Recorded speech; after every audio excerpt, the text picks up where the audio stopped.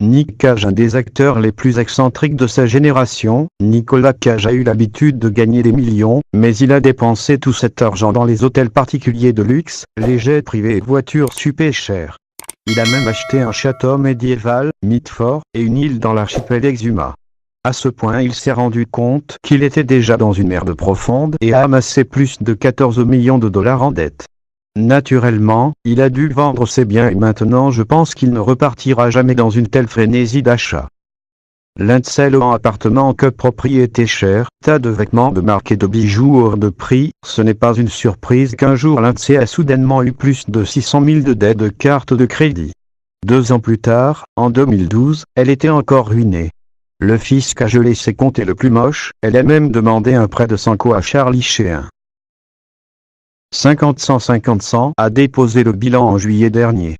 Il a perdu presque tous ses 500 millions en raison de son style de vie et comportement irréfléchi. La chute finale a été le procès à 7 millions de dollars pour avoir publié une sextape d'une femme avec un autre homme sans son consentement. Brandon Fraser. Dans les années 90, Brandon était un mais récemment plus tellement. Il a dû déclarer faillite au début des années 2000 et même en faisant 200 000 par mois, il ne pouvait pas payer toutes ses factures, son manager et ses pensions alimentaires. Drake Bell, l'enfant star du show Nickelodeon Drake en Josh, doit actuellement environ 600 000 au fisc. Ce qui est plus moche encore, il a déposé le bilan après la revendication de 1000. Wesley Snipes, une des stars d'Hollywood les plus dures à cuire, doit apparemment 12 millions de dollars au fisc. Y a-t-il rien de sacré pour le fisc?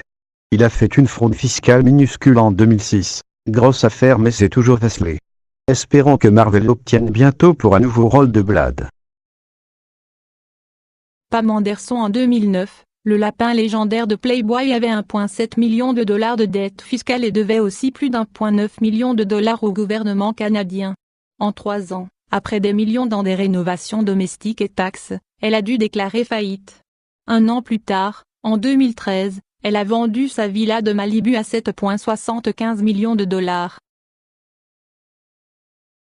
Lena Headey. Quand vous regardez plus près la vie de Lena Headey, vous pouvez constater qu'elle a quelque chose en commun avec son personnage de Game of Thrones.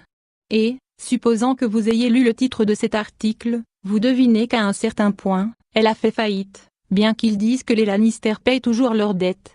Lena était dans un très mauvais divorce, laissant juste 5 dollars sur son compte bancaire. Bien sûr, en jouant Cersei, elle a empoché une somme d'argent non négligeable, mais elle a dû vendre sa maison à Hollywood à 450,000 dollars pour joindre les deux bouts. Tout ça grâce au club de striptease, au barguet et à Petit Dinklage, son guide personnel. Lady Gaga. Vous rappelez-vous de sa faillite en 2009? Ouais, moi non plus.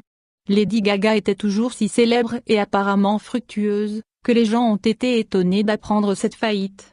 Apparemment, pendant Monster Ball Tour, Gaga a dépensé tout son argent en bizarreries, costumes inutilement exagérés, 3 millions de dollars dans le trou. Donald Trump, qui a déclaré faillite pour ses entités d'entreprise à pas une, mais 4 reprises. Le Trump Taj Mahal en 1991, Trump Hotel en 1992, Trump Hotel Casino en 2004 et Trump Entertainment Resort en 2009. Il prétend que pratiquement chaque personne que vous voyez en première page des magazines d'affaires a fait faillite. Pour sa défense, il a utilisé la carte de la faillite 4 fois et l'a fait toujours marcher, devenant finalement un des plus puissants sur Terre, ce qui signifie que la faillite n'est pas toujours la fin.